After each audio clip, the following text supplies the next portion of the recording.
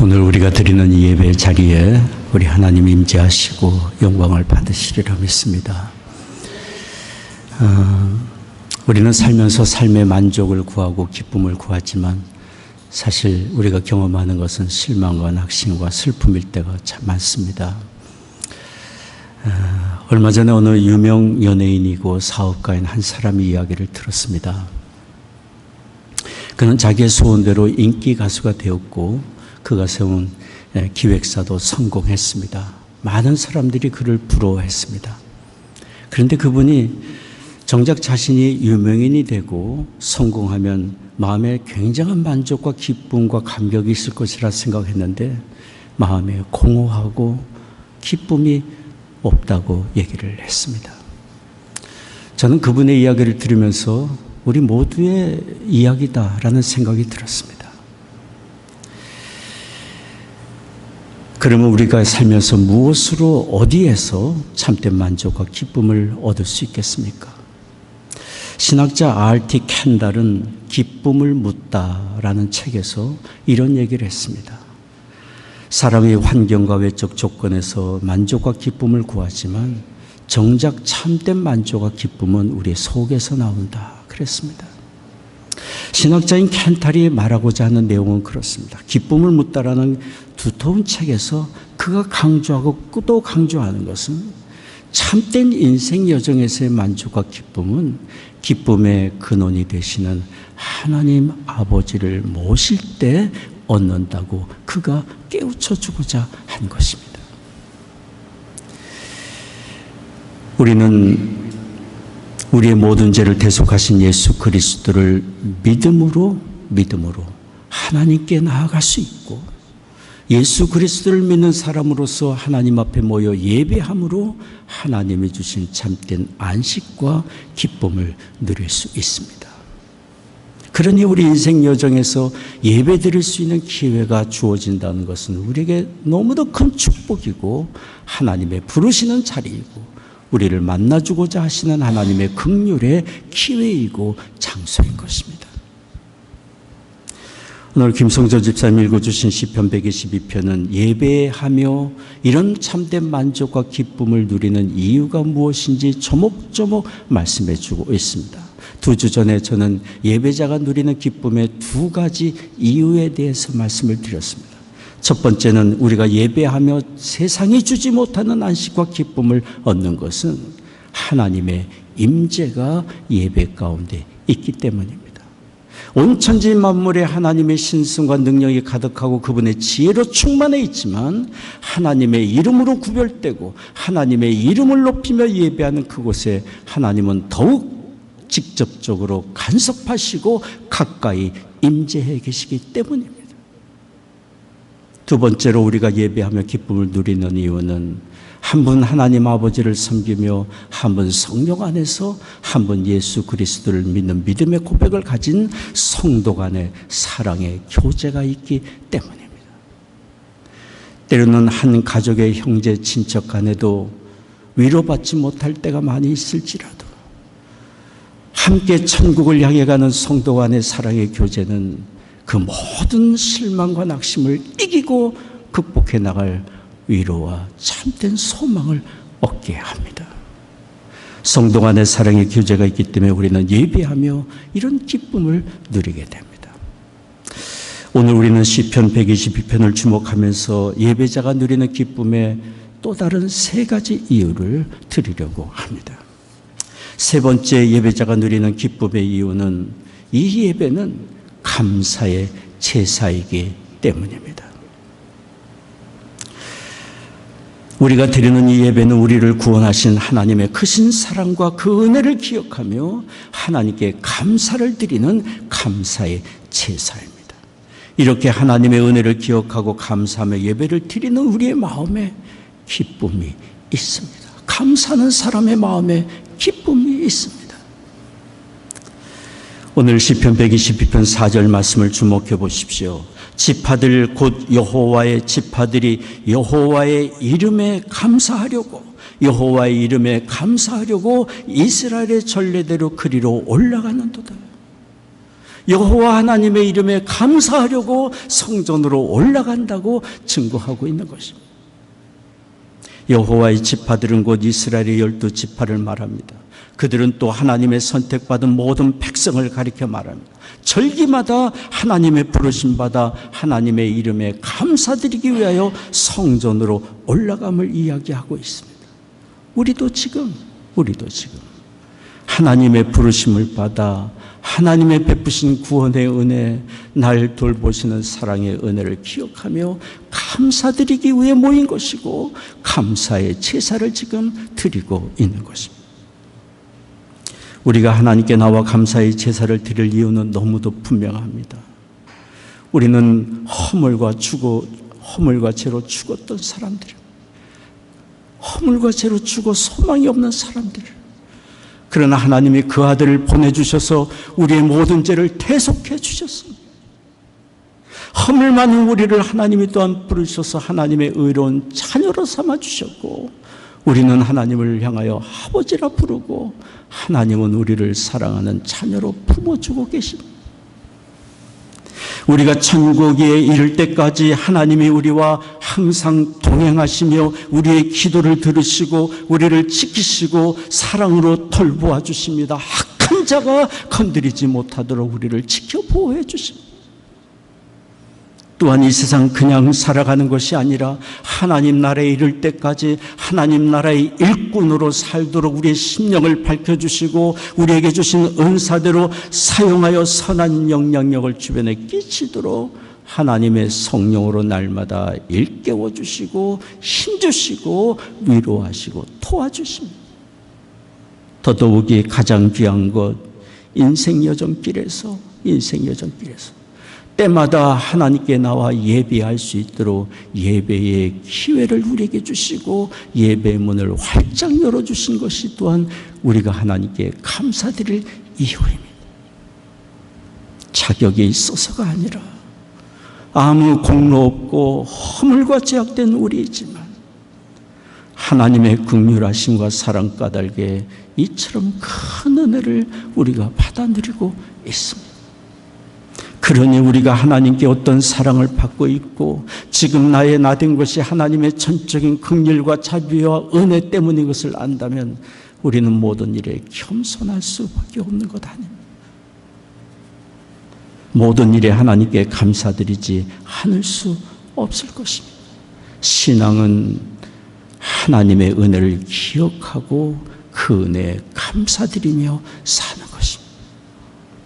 삶에 지치고 실망과 낙심에 빠졌다가도 날 향하신 하나님의 그 은혜를 생각하며 하나님께 감사를 드리기 위해 예배 자리에 나와 하나님의 이름을 부르며 입술을 열어 하나님께 감사하고 찬송을 드릴 때 우리는 잃었던 용기와 소망을 다시금 되찾고 기쁨을 얻으며 맡겨주신 세상에 우리는 힘있게 다시 발걸음을 내디딜 수 있습니다. 다윗은 아삭과 그의 형제들을 찬양대로 세웠습니다.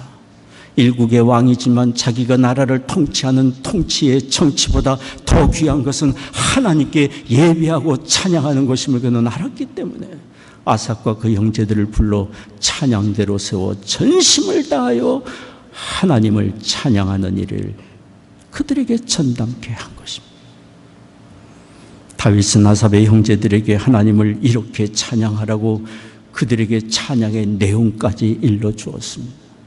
역대상 16장 34절 35절 말씀입니다. 여호와께 감사하라. 그는 선하시며 인자하심이 영원함이로다. 너희는 이르기를 우리의 구원의 하나님이여 우리를 구원하여 만국 가운데서 건져내시고 모으시사 우리로 주의 성호를 감사하며 주의 영예를 찬양하게 하소서 할지어다. 너희는 여호와께 감사하라. 감사하라.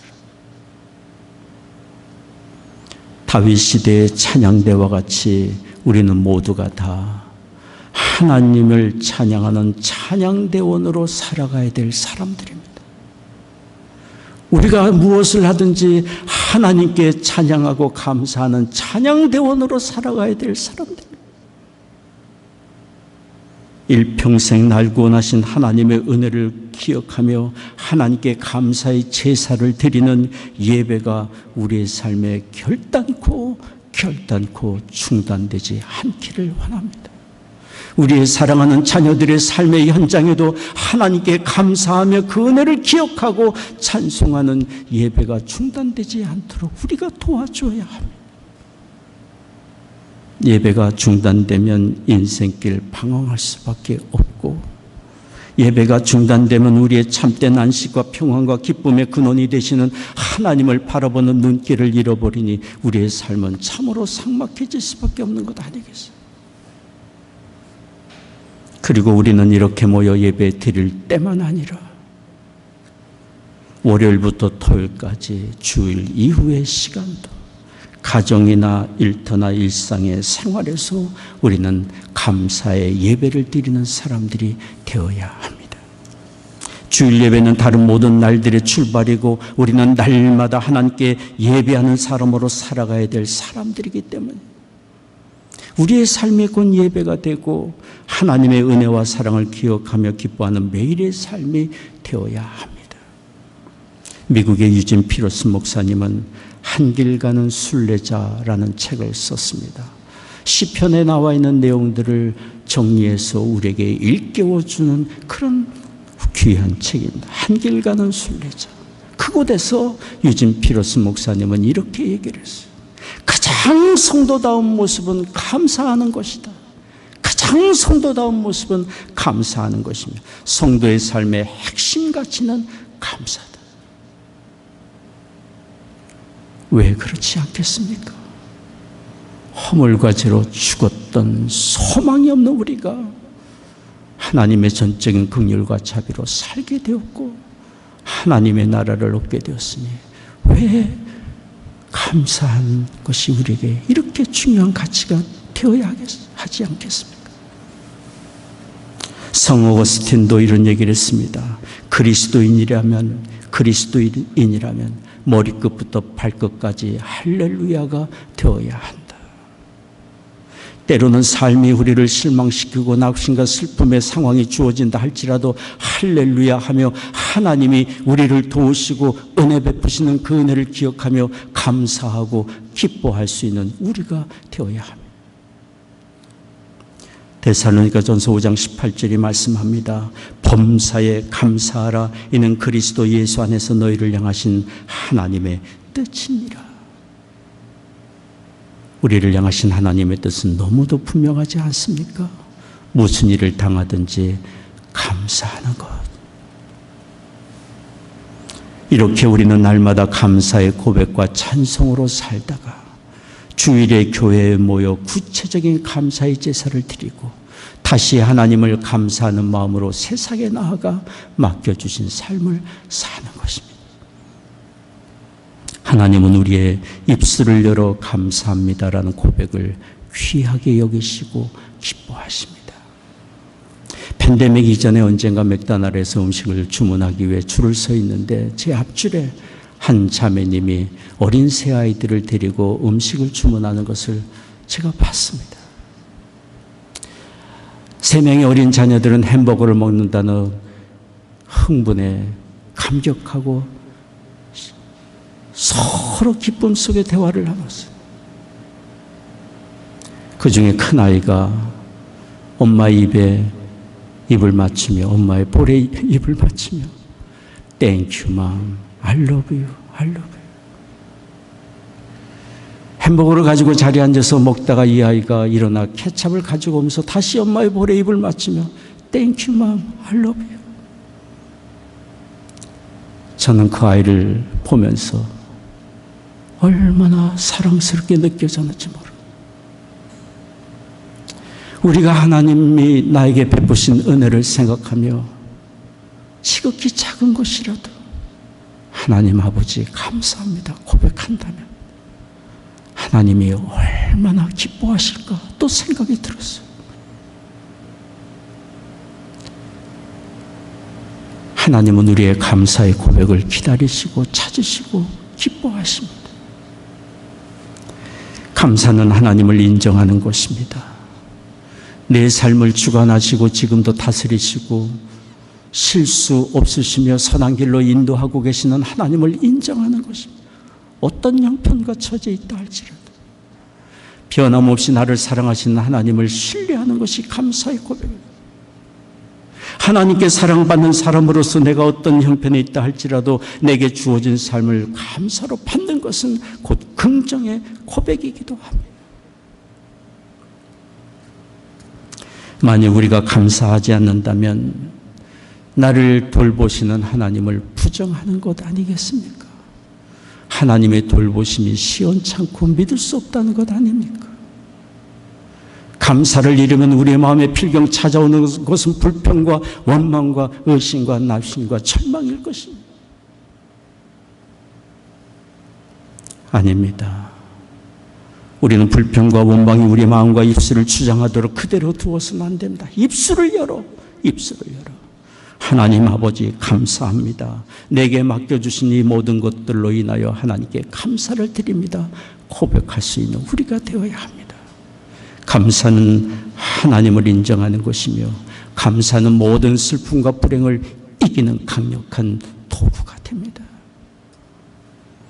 하나님은 감사하는 사람을 귀히 여기시고 은혜를 주시며 지극히 작은 것에 감사하고 긍정의 마음으로 받아들이는 사람에게 하나님은 많은 것으로 맡기시고 그를 통하여 하나님은 선하신 뜻을 이루어 가십니다.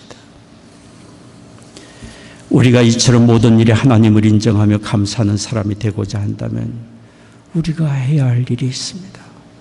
그것은 혹 나에게 실망을 주는 사람에 대하여도 하나님께 감사를 드리는 것입니다. 하나님은 실수가 없으신 분이고 지금도 허물투성인 그 사람을 붙들고 계시고 지금도 그를 아끼시며 지금도 그와 동행하시며 그를 양육하고 계시기 때문 아니겠습니까? 허물투성인 나를 하나님이 지금까지 참아주고 계시는 것처럼 하나님은 그 사람을 또한 참으시고 사랑으로 돌보게 주고 계십니다. 우리가 이런 하나님의 마음을 안다면 하나님의 마음을 가지고 내 눈에 실망스럽고 약점을 보이는 사람을 내가 어떻게 도울지를 생각하고 어떻게 사랑으로 섬겨야 할지를 우리는 생각해야 할 것입니다. 그렇게 우리가 서로의 약함을 돕고 돌볼 때 하나님이 기뻐하시고 영광을 받으시며 하나님의 일을 내가 하나님의 마음으로 하고 있는 것이니까요. 하나님의 영광을 받으시고 사람을 얻는 기쁨을 우리가 또한 얻게 됩니다. 감사의 제사를 드리며 또한 범사의 감사함으로 얻는 이런 기쁨이 우리에게 있기를 원합니다. 예배자가 누리는 네 번째 기쁨의 이유가 있습니다. 그것은 하나님의 말씀을 들을 수 있기 때문입니다. 오늘 말씀 시편 122편 5절 말씀을 보십시오. 거기 판단의 보좌를 주셨으니 곧 다윗의 집의 보좌로다. 판단의 보좌란 하나님의 성전에 판단의 보좌를 주셨다고 했는데 이 판단의 보좌란 최종적인 판결권을 가진 왕권을 말합니다. 다윗의 집이란 영원히 세상을 다스리신 하나님의 왕권을 상징합니다. 여기 시편 기자가 말하고자 하는 것은 세상을 판단하시며 다스리시는 하나님의 말씀이 성전에서 선포되고 있음을 증거하고 있는 것입니다. 하나님의 말씀으로 이 세상이 창조되었고 온 천지 만물과 모든 생명과 우리 인생은 하나님의 말씀 아래 존재합니다. 하나님의 말씀은 세상의 모든 가치와 사상과 철학을 판단하는 최종적인 진리가 됩니다. 어느 신문의 논설위원이 현 시대를 속수무책의 시대라 이야기를 했습니다. 속수무책의 시대라고 그가 말한 것은 속도가 무척 빠르고 수시로 변하고 무섭게 다가오고 책에도 답이 없는 시대라는 뜻이라고 그분이 풀어서 설명을 했습니다. 그분의 말처럼 우리 인생 여정에 문제도 많고 질문도 많지만 답이 없어 보일 때가 참 많기도 합니다. 어느 소설가도 우리는 많은 질문을 가지고 살지만 어디에서도 적당한 답을 얻지 못하며 우리는 산다고 얘기를 했습니다. 그럼 우리는 답은 없고 문제와 질문만 가득한 문제투성인 세상에서 사는 가련한 존재들입니까? 결코 그렇지 않습니다. 우리가 부딪히고 직면하는 수많은 문제와 질문들 속에는 해답을 품고 있습니다. 그것은 이 세상을 창조하시고 주관하시는 하나님이 계시기 때문이며 하나님이 지금도 일하고 계시기 때문입니다. 하나님이 성경과 성령으로 우리에게 말씀을 하시고 우리에게 가야 할 길을 말씀하고 계십니다. 그리고 하나님의 모든 말씀의 중심에는 한 분 하나님의 아들이요 우리의 모든 죄를 십자가에서 대속하신 예수 그리스도가 계십니다. 우리의 죄를 위해 십자가에 달리신 예수 그리스도를 통해 하나님은 지금도 우리에게 말씀하시고 또 말씀하시고, 첫째는 우리가 누구인지를 밝히 말해주고 계십니다.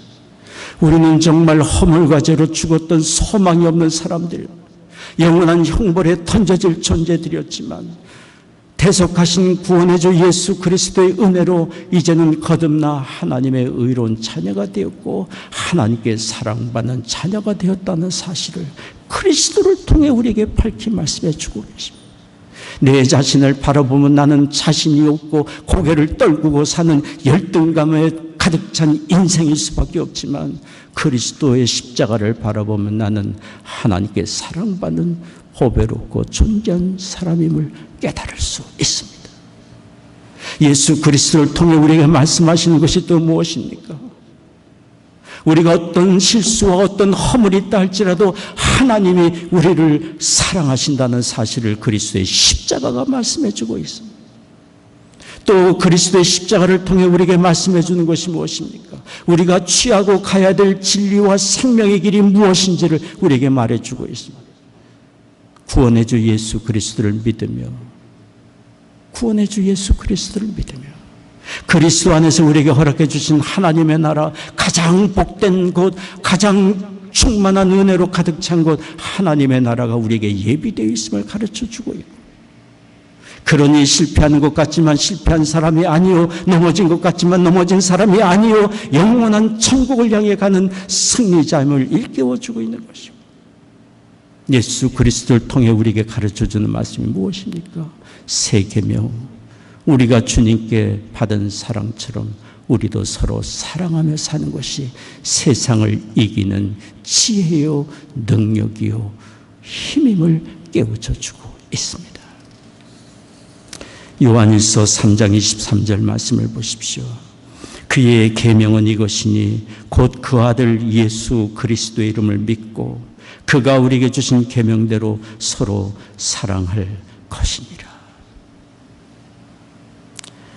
우리가 예배를 드리며 성전에 나오며 기대와 기쁨을 가지는 것은 이런 불확실한 인생 여정에서 이처럼 영원한 진리, 생명의 말씀인 하나님의 말씀을 들을 수 있기 때문입니다.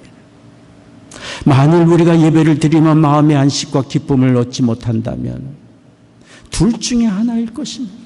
하나님의 말씀과 그리스도의 복음이 제대로 증거되지 않거나 아니면 우리가 그 증거되는 하나님의 말씀을 듣지만 듣지 않고 있기 때문일 것입니다. 듣지만 순종하지 않기 때문일 것이에요. 천국은 침노하는 자가 얻으며 하나님의 은혜는 사모하는 사람이 얻습니다. 하나님이 주시는 형통의 복은 그 말씀을 듣고 순복하며 살아가는 사람에게 주어집니다. 예수님을 따르던 사람들 중에 어떤 사람들이 자기들이 기대하던 인간적인 성취가 보이지 않자 실망하여 예수님을 떠났습니다. 그때 주님이 12 제자에게 말했습니다. 너희도 가려느냐? 그때 베드로가 대답했습니다. 요한복음 6장 68절 말씀입니다. 주여, 영생의 말씀이 계심에 우리가 네게 가오리까? 우리도 주님의 제자들처럼 하나님의 말씀을 사모하는 사람이 되어야 합니다. 예배는 우리에게 말씀하신 하나님 말씀을 들으며 그 말씀에 순종하기 위하여 우리 자신을 산 제물로 내어놓고 우리 자신과 삶을 주 앞에 헌신하여 드리는 것입니다. 주의 말씀을 듣고 순종하는 사람의 마음에, 그 삶에 참된 평강이 있고 기쁨이 있으며 형통함이 있습니다. 우리가 주의 성전을 찾아 예배하며 누리는 기쁨의 다섯 번째 이유가 있습니다. 그것은 하나님의 축복이 있기 때문입니다. 오늘 말씀 시편 122편 6절에서 9절까지 말씀을 보십시오. 같이 한번 읽겠습니다. 예루살렘을 위하여 평안을 구하라. 예루살렘을 사랑하는 자는 형통하리로다. 내 성 안에는 평안이 있고 내 궁중에는 형통이 있을지어다. 내가 내 형제와 부모를 위하여 이제 말하리니 내 가운데 평강이 있을지어다. 여호와 우리 하나님의 집을 위하여 내가 내게 복을 구하리로다. 아멘. 여기 성경에 말하는 것이 무엇입니까? 예루살렘 곧 주의 성전을 바라보며 사모하며 성도들을 사랑하며 섬기고 복을 비는 사람에게 하나님이 주시는 평강이 있고 형통의 복이 있음을 말씀하고 있습니다. 6절 말씀, 예루살렘을 사랑하는 자는 형통하리로다. 약속에 신실하신 하나님이 그 말씀을 이루어 가십니다. 다윗은 하나님의 집을 사모하며 살았던 사람입니다. 또한 하나님의 백성을 사랑하므로 그는 큰 복을 누리며 살았던 사람입니다. 다윗은 자신은 백향목궁에 거하지만 하나님의 임재가 있는 법궤는 천막 안에 있는 것을 늘 안타까워했습니다. 그는 하나님께 성전을 건축하고 싶다고 이야기를 했습니다. 그러나 하나님은 다윗의 요구를 거절하셨습니다. 하나님은 다윗의 성전 건축을 허락하지 않았지만 그의 마음을 받으시고 그의 자손과 그 자신을 축복해 주셨습니다. 사무엘하 7장 8절에 16절까지는 하나님이 다윗에게 주신 복이 무엇인지를 말해주고 있습니다. 하나님은 다윗이 어디를 가든지 그와 함께 하실 것을 약속하셨습니다. 하나님이 친히 다윗의 모든 대적을 파해 주셨고 그의 이름을 높여 존귀하게 하시고 다윗의 아들이 대신 성전을 건축하게 하실 것이며 다윗의 자손 대대로 왕권이 떠나지 않게 하실 것이라고 약속해 주셨습니다. 하나님은 다윗에게 그렇게 말씀하신 대로 다 이루어 가셨습니다. 사무엘하 7장 16절 말씀을 보십시오. 내 집과 내 나라가 내 앞에서 영원히 보존되고 내 위가 영원히 견고하리라. 주의 전을 사랑하며 주의 백성을 사랑으로 섬긴 다윗을 이렇게 축복하신 하나님이 오늘날 우리에게도 동일한 복을 주시리라 믿습니다. 우리는 지금 모자이크라는 이름으로 하나님의 교회를 세워가고 있습니다. 하나님의 성전 건축은 이미 우리의 마음에 시작이 되었습니다. 우리가 모여 모자이크 교회를 세우는 것은 하나님을 사랑하기 때문이며 하나님께 예배를 드리기 위해서입니다.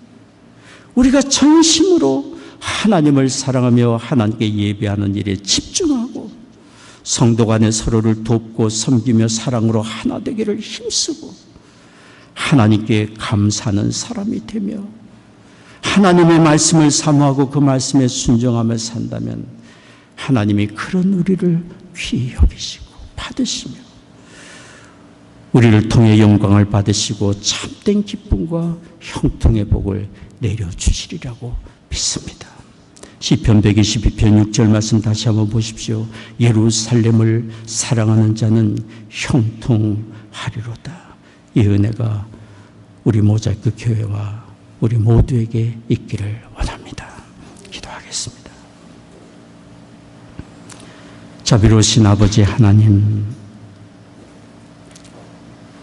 허물과 죄로 죽었던 우리를 그리스도 안에서 부르시고 택하시고 은혜 주셔서 구원해 주시고 살면서 하나님 앞에 예배 드릴 수 있는 예배자의 복을 허락해 주시니 감사를 드립니다. 이런 예배의 감격과 기쁨과 복이 우리의 삶에 중단되지 않게 하옵시고 우리의 자녀들에게 예배자의 복이 충만히 흘러 넘치게 하여 주옵소서.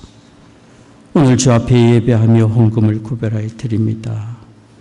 주일헌금, 11조 감사, 선교헌금, 건축헌금 제목 따라 주님 앞에 드리며 우리의 심령을 드리며 삶을 주님께 드립니다. 허락해 주신 가정마다 믿음과 사랑으로 든든히 세워져 가게 하여 주옵시고 우리의 자녀들 이룬 가정과 학업의 현장과 일터에 하나님의 크신 은혜 내려오 주옵시며 더더욱이 하나님께 예배하는 예배자의 복을 얻는 자녀들 다 되게 하여 주옵소서. 어려운 시절입니다. 하나님 성도들의 가정에 경영하는 사업마다 다 잘되게 하시고 일터마다 복을 내려 주시옵소서. 필요를 공급해 주시옵소서. 육신 연약한 교우들 하나님의 시간 치유의 광선을 비추어 주시사 모든 질병과 연약한 굴복하여 떠나가게 하여 주옵시며 마음의 낙심과 슬픔과 두려움 떠나가며 하나님이 주시는 위로와 참된 소망을 얻게 하여 주옵소서. 사랑하는 조국과 북녘 땅 하나님의 은혜 장증을 택합니다. 이 나라를 주의 의의 도구로 또한 삼아 주옵소서. 예수 그리스도의 거룩하신 이름으로 기도하옵나이다.